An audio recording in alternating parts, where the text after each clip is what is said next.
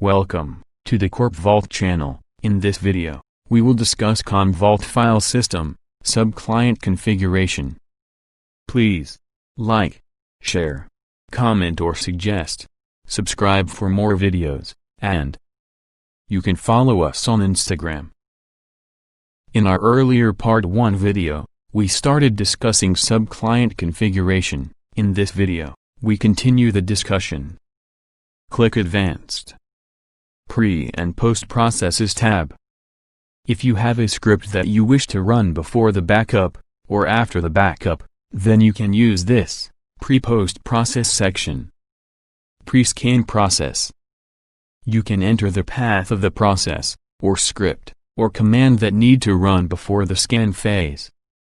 You can use the Browse option to search for, and select the name and path of the process. Please note, if you have spaces in the path, then add quotation mark at the beginning and at the end of the file path. Post-scan process. You can enter the path of the process, or script, or command that need to run after the scan is completed. You can use the Browse option to search for, and select the name and path of the process.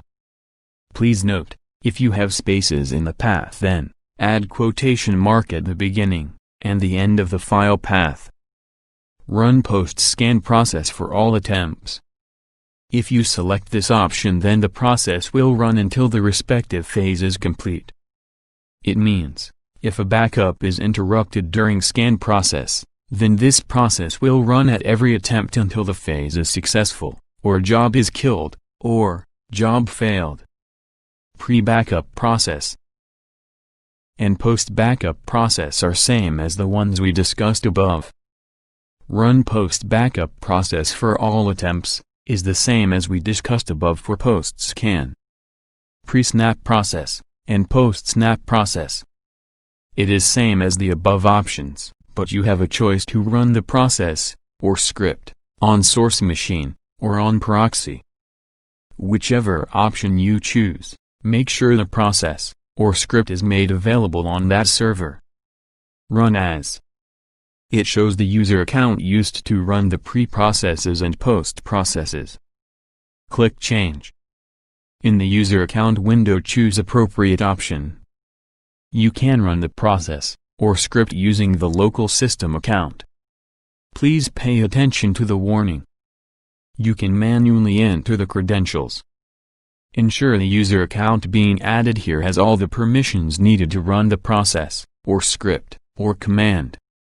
If you have a service account credentials already saved in the COM cell, then you can select appropriate one from the list. You can create a new entry using this option.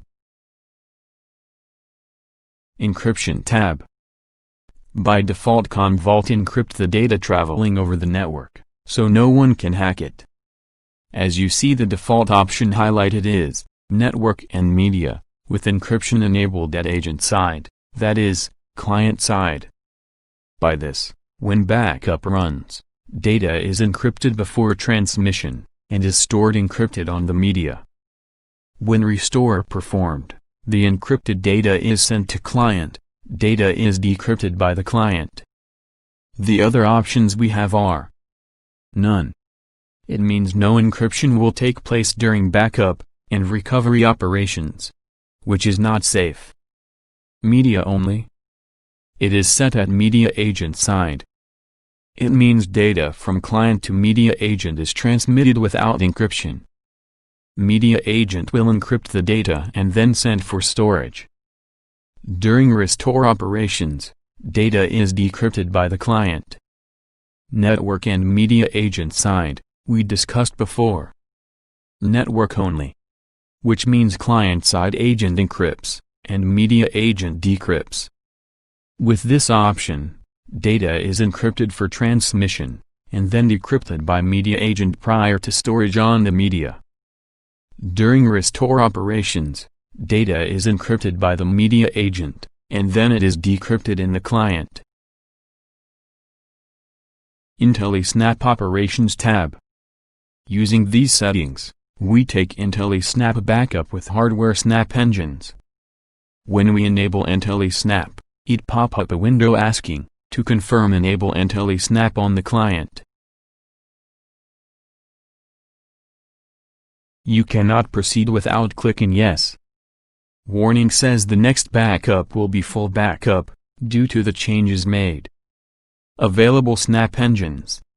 The list shows the available snapshot engine vendors. Choose one from the list, which is configured in the environment. Manage array. From here you perform array management. You can add or modify access information for an array. If possible, we will create another video on how to create and manage array. Name of the array, or let's say, identification information for the array, which will be based on the snapshot engine that you are using. Control host displays the name of the device manager server, where the array is configured. Username displays the user account that has rights to access the array. Snap vendor name displays the snapshot engine vendor name. Type displays the type of the array. Description displays any manually added information, such as the entity's content, or cautionary notes, etc. Use proxy. From the list specify the name of the proxy server that will be used for performing the IntelliSnap backup operations. Use separate proxy for backup copy. You can use a separate proxy server for performing backup copy operations, such as mounting the snapshot and copying the data to any media. Use source if proxy is unreachable. If the proxy client is unreachable, use the source computer, which is typically the client computer or the media agent that is used during snap backup of the job. Advanced options. Block level backup options. First of all, you will get this option if there is media agent software installed on the server. Block level backup is a faster method to backup data, because only the next door together and sequence set of data blocks are backed up, rather than the entire files. Compared to file system backups and image level backups, block level backups reduce scan times when the file system has a large number of small files. Block level backups might not be useful when backing up a portion of files or folders on a volume, because block level backups take a snapshot of the entire volume. By default, block level backups are performed using native snapshots, but they can be configured to function with hardware snapshot engines. To enable block level backup, select the option optimized for file system with large number of small files. By default, block level backup operations are catalog free. This means that the file level metadata is not collected during the scan phase, thus helping to speed up the scan phase. Cataloging operation might be resource intensive. Hence, skipping the catalog operation during backup jobs results in faster backups. When you perform a browse operation, to restore your backed up data, a live browse operation is initiated. To perform file level browse faster, enable the option, create file level index during backup. In the warning box, click yes, to convert the next backup to full. The entire file system is scanned, and metadata of all of the existing files is collected, enabling file level browse and restores. Please note that this option is not supported on Solaris machines. After enable, the backups might take longer, because the scan phase might take time with large number of files, or folders present on the volume. The performance of file level, or volume level restore operations is same with or without the create file level index during backup option enabled. We need block filter driver to perform block level backup, so enable this option. It installs the QSnap driver on the client computer that tracks the changes made to the volume. This operation is irreversible, and you cannot uninstall the QSnap driver later. If this option is disabled, then all backups are run as full backups. As this is a driver-based operation, a reboot of server is needed. You can reboot now, means immediately, so please have server downtime approval handy already. You can reboot it later if don't have server reboot approval. Please note, all backups run as full backups until you restart the server. Reconcile backup enables the synchronization of data on the source disk and the index. After you enable this option, the subsequent backup job compares the subclient content on the disk to the data on the index, and identifies the files that are missing from the subclient content on the disk and the index. The missing files are then included in the backup job. An example would be a cut and paste operation on a file that does not change the modified time of the file. Because of this, when you use the recursive scan method, the file is not selected during the backup operation. Every X days from the previous backup job. Enter the number of days after which any backup job will run the reconcile backup job. By default, the reconcile backup operation runs after every incremental job that runs after a synthetic full backup. Scan the server using one of the below options. Change journal. Select the option when you want to scan new technology file system, that is, NTFS. This option is recommended when content is entire volume, or a larger subset of it. Recursive scan. Use this option when you want to scan FAT volumes, UNC paths, and volumes with no drive letter. Preserve file access time. Select this option to preserve the file access time during a backup operation. Please note, the backups are slower after you select this option.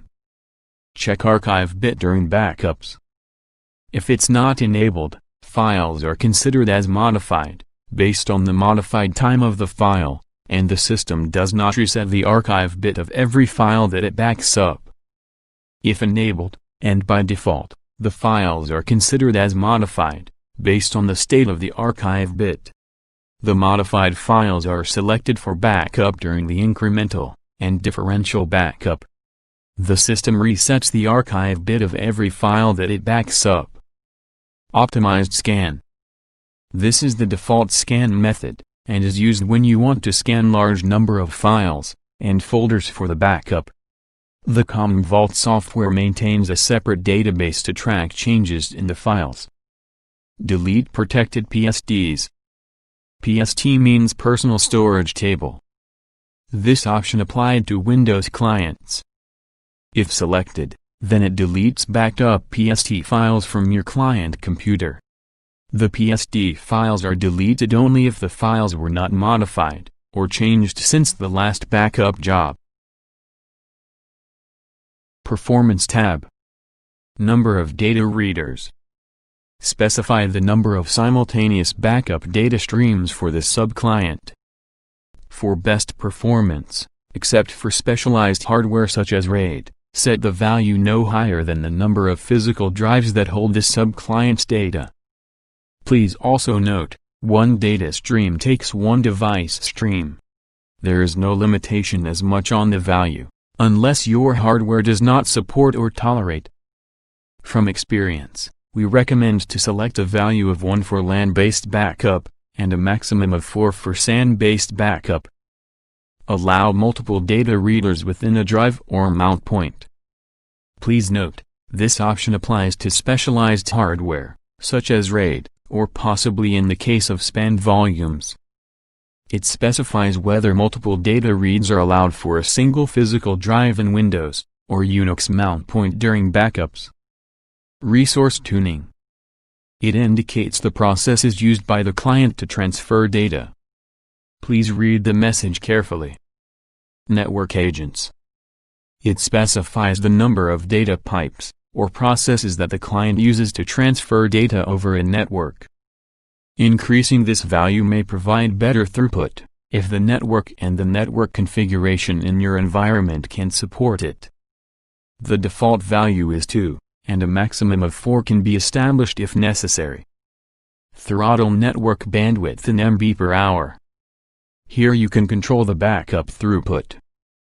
By default, This option is not selected and therefore the throughput is not controlled. You can use this option to reduce the backup throughput, so that the entire network bandwidth is not consumed, especially in slow links. Increasing the throughput value will consume the bandwidth, with the maximum throughput limited to the network bandwidth. When selected, the throughput is set to 500. The minimum value is 2 megabytes that can be set. Please note, throttling is done on a per network agent basis. Application read size. This option specifies the amount of application data backup jobs will read for each unit transferred to the media agent. The default value is 512 KB. Maximum that can be set is 4096 KB, and minimum value is 64 KB. However, this value may be increased to reduce the amount of data read from the given application, which in turn reduces the amount of I/O operations performed against it. As a result, overall backup performance may increase. You also need to consider that by making changes, backup memory usage may also increase, which may inadvertently consume additional resources from the application. So, it is recommended that this value be set at either the default value, or match the block size recommended by the application. Index tab. Index server. The index server is a logical entity. The index server uses the index store, installed on a client to perform indexing, search, and analytics operations on the data in your CommVault environment. You can pick one from the list, if configured and available. Let's create a new manual subclient. Right-click in the navigation pane. All tasks. All the options seen are same as discussed before. Select New Subclient. Name the new subclient. We will change the use of VSS from, for locked files only, to, all files with option to continue and do not reset access time. Content tab. Please note, two subclients within the same backup set cannot back up the same data. So, whatever data you are going to specify as content here, will be automatically excluded from the default subclient. This particular patch which is added will be automatically filtered from default subclient backup. As discussed before, you can enable backup system state here, and disable it from the default subclient. The other tabs are same as we discussed a little while ago. We will select a different storage policy here. This storage policy is a deduplication enabled policy.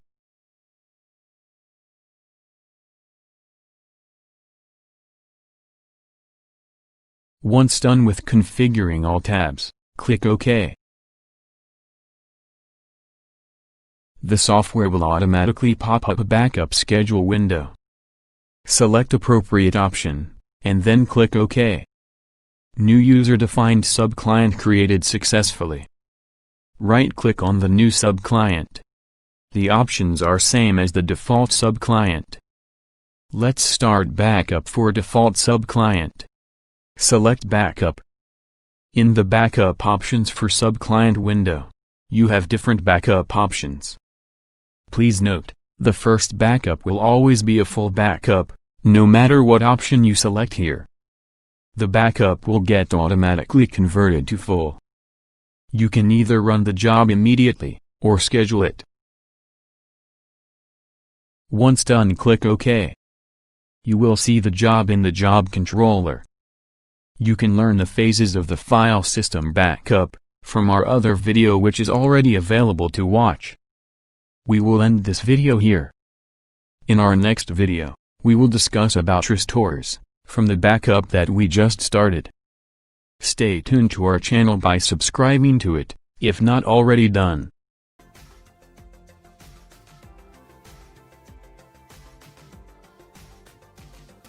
Do subscribe for more videos. Thank you.